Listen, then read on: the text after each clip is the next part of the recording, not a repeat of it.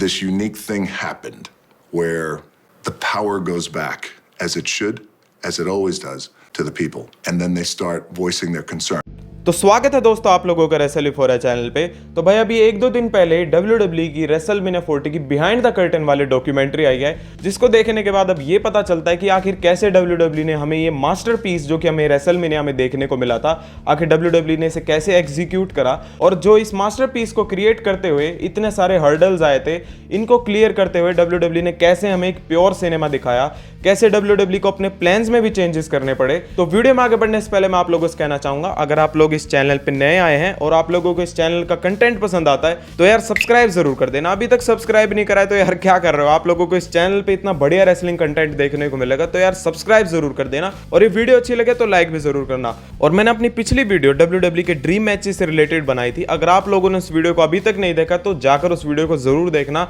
ऊपर आई बटन पे क्लिक करके आप लोग उस वीडियो को जाकर जरूर देख सकते हैं। और इसी के साथ भाई इस डॉक्यूमेंट्री की शुरुआत होती है ट्रिपल एच के साथ, जो कि बताते हैं कि पिछले साल अक्टूबर के अंदर रेसलमेनिया 40 का जो कार्ड था वो ऑलमोस्ट 80% कंप्लीट हो चुका था, और हम जानते हैं कि पिछले साल रेसलमेनिया 39 के अंदर ही कोडी रोड्स रोमन रेंज से हार गए थे, और फिर ट्रिपल एच ने कोडी रोड्स को एक मेगा पुश भी दिया था पिछले साल। हम जानते हैं कि हमने कोडी रोड्स की ब्रॉक लेसनर के साथ और साथ ही साथ उनकी हमने टैग टीम में भी फ्यूड्स देखी थी, ताकि इन फ्यूचर रोमन रेंज और रॉक का मैच वो रेसलमेनिया 40 के अंदर बुक कर सके, तो इसलिए उन्होंने उस टाइम पर कोडी रोड्स को एक मेगा पुश दिया। और दूसरी तरफ रोमन रेंज और रॉक, एक ऐसा मैच, एक ब्लॉकबस्टर मैच जिसकी स्टोरी काफी लंबी टाइम से चलती हुई आ रही है। तो इस चीज की शुरुआत होती है दिसंबर 2021 से, जब रॉक और निक खान एक डिनर पर मिलते हैं, और वहां पर निक खान पोलिनेशियन प्रो रेसलिंग, जो कि रॉक की ग्रैंड मदर ऑन करती थी, उससे रिलेटेड उन्हें कुछ गिफ्ट देते हैं। तो उस नाइट पर ही बात होती है, और ये रोमन रेंज और रॉक का मैच था, इसे टेबल पे रखा गया था और इससे रिलेटेड बात हुई थी,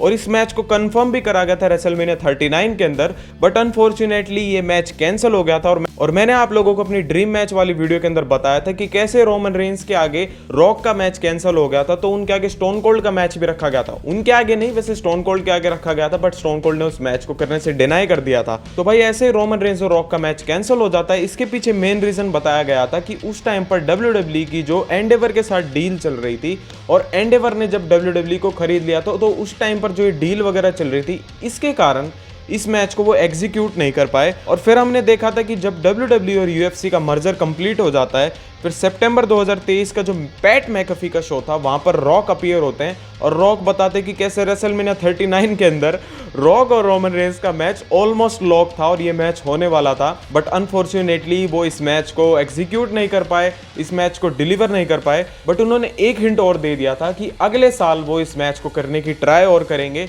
और इससे ये बात साबित हो गई थी कि रॉक और रोमन रेंज का मैच अभी तक प्लान्स में है, और ये मैच भाई आगे जाके जरूर होगा। तो और इसी के बाद फिर हमने अगली स्मैकडाउन देखी थी, जहां पर हमें रॉक का रिटर्न देखने को मिला था, जहां पर रॉक की एक सेगमेंट हमें देखने को मिली थी ऑस्टिन थ्योरी के साथ। और रॉक का रिटर्न ये इस टाइम पर इसलिए कराया गया था, ये देखने के लिए कि रॉक को भाई क्राउड कैसा रिएक्शन देता है। अब बेसिकली मैं तो ये बात सोच रहा हूँ कि भाई रॉक को भाई किसी भी टाइम ले आओ, क्राउड का हमेशा रिएक्शन एक रहेगा, क्योंकि WWE के हर लेजेंड के साथ यार ऐसा ही होता है, लोगों को उनसे इतना लगाव होता है, तो भाई उन्हें कभी भी ले आओ, तो इसको टेस्ट करने की कोई जरूरत नहीं है। बट WWE को यार ये चीज चेक करनी पड़ती है कि क्या WWE के जो फैंस हैं वो उस सुपरस्टार के अंदर इन्वेस्टेड है भी या नहीं। और इस टाइम तक रोमन रेंज और रॉक के मैच की कोई डायरेक्शन थी भी नहीं, ये मैच भाई टेबल पे रखा भी नहीं गया था इस टाइम तक कि भाई हमें आगे जाकर इस चीज की प्लानिंग करनी भी है। और हमने उस सेगमेंट के अंदर देखा भी था, कोई उन्होंने रोमन रेंज से रिलेटेड भी कोई हिंट ड्रॉप नहीं करा था। बट ये चीज हमें देखने को मिली मंडे नाइट रॉ, जो कि इस साल हुई थी, साल 2024 की मंडे नाइट रॉ,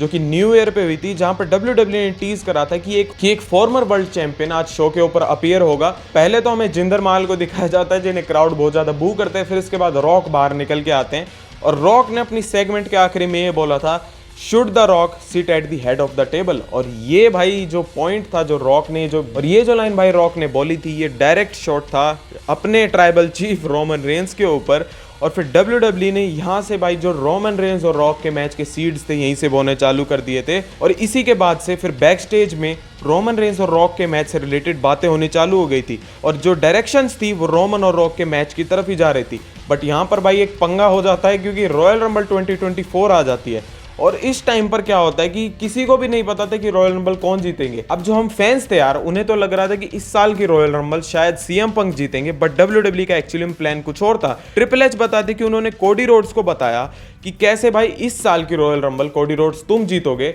और ट्रिपल एच ने भाई ये बताया कि अगर इस साल कोडी रोड्स रॉयल रंबल को हार जाते तो कहीं ना कहीं उनकी क्रेडिबिलिटी भाई लूज होती, और भाई कहीं ना कहीं जो उनका कैरेक्टर है और जो उनकी बिल्ड इतने टाइम से करी जा रही है, तो ये कहीं ना कहीं भाई इसके ऊपर दबाव पड़ता और ये बेकार काम हो जाता कोडी रोड्स के लिए। और इसी के साथ भाई ट्रिपल एच ये भी देखना चाहते थे कि क्राउड का कोडी रोड्स के लिए रिएक्शन क्या रहेगा अगर कोडी रोड्स रॉयल रंबल को जीतते हैं और इस डायरेक्शन में दिखाया जाता है रोमन से रिलेटेड, तो क्राउड का रिएक्शन क्या रहेगा। और हम भी जानते हैं कि रॉयल रंबल के टाइम पे क्या हुआ था भाई, क्राउड का रिएक्शन अनबिलीवेबल था, क्योंकि क्राउड भाई चाहता था अगर कोडी रोड्स जीते तो वो बहुत ज्यादा खुश थे। वैसे सीएम पंक जीत जाते तो तब भी बहुत ज्यादा खुश होते, बट क्राउड को भाई कोई दिक्कत नहीं थी रोमन रेंज और कोडी रोड्स के मैच से और कोडी रोड्स के रॉयल रंबल जीतने से। बट ये बात हम लोग नहीं जानते थे, और ट्रिपल एच ने इस बात को बताया कि उसी नाइट पे जिस दिन रॉयल रंबल थी उसी दिन उन्होंने कोडी रोड्स को बताया था कि देखो भाई कोडी रोड्स, तुम रॉयल रंबल जीतोगे, बट जो WWE का जो प्लान है पॉसिबिलिटी यही होगी कि रोमन और रॉक के मैच की तरफ ही वो जाएंगे और ये मैच ही रेसलमेनिया के अंदर होगा।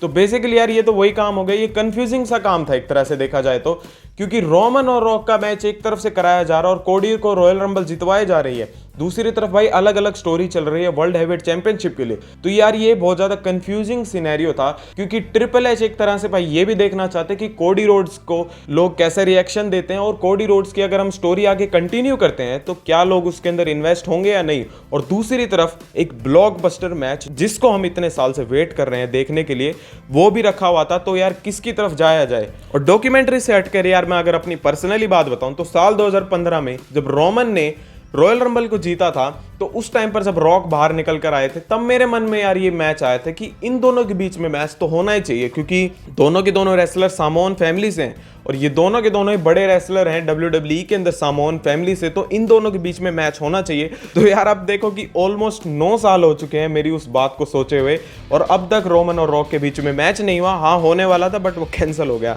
और फिर इसके बाद हमने अगली मंडे नाइट रॉ देखी थी रॉयल रंबल के बाद, जहां पर भाई कोडी रोड्स को पता था कि वो स्टोरी को फिनिश नहीं कर पाएंगे, क्योंकि कोडी रोड्स को एक्चुअली में पहले ही बता दिया गया था कि प्लान्स क्या है रेसलमेनिया के लिए। और वहां पर हमें सेथ रॉलिन्स के साथ एक सेगमेंट देखने को मिली थी जहां पर सेथ रॉलिन बोलते हैं कि तेरे को रोमन रेंज की तरफ नहीं जाना चाहिए, क्योंकि रोमन रेंज की तरफ तू जाकर करेगा क्या, तेरे को क्या वो हल्क होगन वाला टाइटल चाहिए, तेरे को वो पार्ट टाइम वाला टाइटल चाहिए, या वो तेरे को वो हॉलीवुड टाइटल चाहिए, या दूसरी तरफ तेरे को ये जो ब्लू कॉलर चैंपियनशिप जो कि एक हार्डवर्क से बनाई गई है, क्या तू इसके लिए चैलेंज करना चाहेगा या उस चैंपियनशिप के लिए। तो यहाँ पर हमें यार ये सिनेरियो दिखाया जाता और ये बहुत ज्यादा कंफ्यूजिंग था। और इस टाइम पर भाई ट्रिपल एच बताता है कि उनका भाई कोई भी डायरेक्शन नहीं थी सेथ रॉलिन के साथ कोडी रोड्स का मैच करवाने की, कोई प्लान ही नहीं था कि कोडी रोड्स और सेथ रॉलिन का मैच होएगा। और यार प्लान्स में तो जब दिक्कत आती है जब सीएम पंक अपनी ट्राइसेप को इंजर्ड कर लेते हैं और अपनी ट्राइसेप की मसल को वो टॉर्न करवा लेते हैं। और यहाँ पर ट्रिपल एच बताते हैं कि एक्चुअली में भाई कितने 2 बड़े मैच थे ये, CM Punk versus Seth Rollin और रॉक वर्सेस रोमन रेंज। दोनों के दोनों मैचेस उनके हाथ से ऐसे चले गए, क्योंकि उस टाइम पर WWE की कंडीशन ही ऐसी हो गई थी और सिचुएशन ऐसी हो गई थी कि ये दोनों के दोनों मैचेस भाई, कि ये दोनों के दोनों जो एक टॉप टायर मैचेस हो सकते थे, ये एक नाइटमेयर में कन्वर्ट हो गया कि ये दोनों के दोनों एक टॉप टायर मैच होने वाले थे रेसलमेनिया के अंदर, और कैसे प्लान स्क्रैप्ड हो गए थे। और इससे भाई हमें कंफर्म हो गया है कि सीएम पंक और सेथ रॉलिन के बीच में मैच होने वाला था और रोमन और रॉक के बीच में मैच होने वाला था। फिर इसके बाद हमें अगली स्मैकडाउन देखने को मिलती है जहां पर कोडी रोड्स और रोमन रेंज की हमें सेगमेंट देखने को मिलती है, जहां पर कोडी रोड्स बोलते हैं कि वो इस चैंपियनशिप को जरूर जीतना चाहेंगे बट वो रेसलमेनिया में नहीं, वो इस चैंपियनशिप को जरूर लेंगे बट वो रेसलमेनिया में नहीं। और वो एक ऐसे बंदे को जानते हैं जो कि रोमन रेंज को अच्छे से करीबी से जानता है, और वो भाई कौन थे, निकल कर अपने रॉक आते हैं, अपने पीपल्स चैंपियन निकल कर आते हैं, और फिर रोमन और रॉक का हमें फेस ऑफ देखने को मिलता है। और उसको भाई उस टाइम पर तो रिएक्शन बहुत तगड़ा मिला था, बट उसके बाद उसे बैकलैश तो बहुत ज्यादा मिला था। फिर इसके बाद हमें बैक स्टेज में दिखाया जाता है जब ये दोनों के दोनों सुपरस्टार एक दूसरे के गले मिलते हैं, रोमन रेंज और रॉक, और कैसे भाई ये खुश होते हैं, बताते हैं कि हमने कैसे भाई इसको एकदम से एक ऑसम सिनेरियो क्रिएट कर दिया, हमने एकदम से बढ़िया स्टेयर डाउन दिया, और कैसे हमने जो बिल्ड है इसको एकदम इतना बढ़िया करके दिखाया। और फिर हमें एक सीन दिखाया जाता है जब कोडी रोड्स अपनी बस के अंदर जाते हैं, और वहां पर कोडी रोड्स बताते हैं कि ये एक ऐसी सिचुएशन आ गई है जहां पर आके वो खुश भी नहीं है और दुखी भी नहीं है। और यार ये कोडी रोड्स बात सही भी कह रहे हैं, क्योंकि जब उनके सामने ऐसे एक सिचुएशन रख दी गई है कि भाई तेरे को रॉयल रंबल जीतनी है, और प्लान्स में भाई स्टोरी में ऐसा दिखाया जा रहा है कि तेरा मैच होगा रोमन के साथ, और फिर उनके हाथ से वो मैच छीन लिया गया है। स्टोरी में तो ऐसा दिखाया गया कि कोडी रोड्स ने अपने मैच को ऐसे रॉक को फ्री में दे दिया जिसका कोई सेंस भी नहीं बनता। और यार क्रूशियल पॉइंट तो ये आता है जब लोग कोडी रोड्स के साथ हो गए थे और वो जो ये रॉक और रोमन का मैच था इसके अगेंस्ट हो गए थे, और हमने देखा था ये पूरे के पूरे 72 आवर्स तक ट्विटर या कोई भी सोशल मीडिया प्लेटफॉर्म पे वी वांट कोडी चल रहा था, और फैंस यार इस चीज के बिल्कुल अगेंस्ट थे, रॉक और रोमन के मैच के अगेंस्ट। और फिर रॉक बताते हैं कि वो चाहते तो भाई रॉक और रोमन के मैच की तरफ ही जाते, क्योंकि ये बहुत बड़ी अट्रैक्शन, और जो नॉन WWE व्यूअर्स हैं, मान लो कोई भी आपको AEW देखता है या कोई और भी है जो कि WWE को नहीं देखते इतने टाइम से, तो वो भाई अट्रैक्ट होते। और इस बात से यार कोई अग्री करो या ना करो, बट रोमन और रॉक का मैच सच में बहुत ज़्यादा बड़ा मैच था। अगर ये मैच WWE करवा देती रेसलमेनिया के अंदर तो ऑब्वियस सी बात है कि सारे फैंस भाई इसको देखने आते। बट दूसरी जगह रॉक ने बोला कि अगर स्मॉल पोर्शन ऑफ फैंस मेरे मैच से खुश नहीं है, कि अगर वो मेरा मैच देखना नहीं चाहते हैं, तो भाई मैं इस मैच को बिल्कुल भी नहीं करना चाहूँगा। तो रॉक ने तो भाई अपना इंटेंशंस को क्लियर कर दिया। फिर इसके बाद हमें देखने को मिलता है जब रॉक ने प्लान्स में चेंज कर दिया, और फिर हमें इसके बाद देखने को मिलता है जब रॉक ने कॉल करा ट्रिपल एच, निक खान और एरी इमैनुअल को कि वो कैसे अपने कैरेक्टर को अब चेंज करना चाहते हैं, और वो प्लान्स में चेंज करना चाहेंगे और वो एक हील टर्न करना चाहेंगे, जिससे रिलेटेड भाई सबने एग्री कर दिया। रेसलमेनिया 40 का जो किक ऑफ प्रेस इवेंट देखने को मिला था, जहां पर उस शो से पहले हमें पैट मैकफी का शो देखने को मिला था, और फिर वहां पर हमने देखने को मिला कि कैसे रॉक ने जो ये लाइन थी कोडी क्राई बेबीज वाली, इसको कैसे ट्रेंड कर दिया। और फिर यहां से भाई जो प्लान्स थे वो चेंज हो गए, और जो प्लान था कोडी और रोमन का ये सेट हो गया था। हमें प्रेस इवेंट में देखने को मिला था कि कैसे रोमन रेंज और रॉक एक साथ हो गए, रॉक ने कोडी रोड्स के मुंह पर एक खिंचाकर थप्पड़ लगाया, और कैसे भाई ये जो ब्लड लाइन एक साथ हो गई, और दूसरी तरफ कोडी रोड्स और सेथ रॉलिन हो गए थे। फिर इसके बाद हमें देखने को मिलता है कि रॉक अपने जो कैरेक्टर है, अपने गिमिक है, इसको कैसे चेंज कर रहे हैं। उनके एंट्रेंस थीम में भी चेंज करा जाता है, और उनका थीम सॉन्ग भी बदला जाता है कि कैसे वो अपने आप को रिप्रेजेंट करेंगे इस नए कैरेक्टर के अंदर जो कि अब लेकर आने वाले हैं। और अब WWE के पास ये चैलेंज था कि वो रॉक की इन्वॉल्वमेंट कैसे दिखाएंगे स्टोरी के अंदर, और इससे रिलेटेड यार WWE के पास कई सारे प्लान थे। पहला तो ये था कि वो Cody Rhodes versus rock versus Roman Reigns का एक मैच कराए जो कि ट्रिपल थ्रेट मैच है, या वो दूसरी तरफ जाएं जो कि एक टैग टीम मैच होगा और वो टाइटल मैच से रिलेटेड होगा, और इस टैग टीम मैच में कौन होगा, ब्लड लाइन,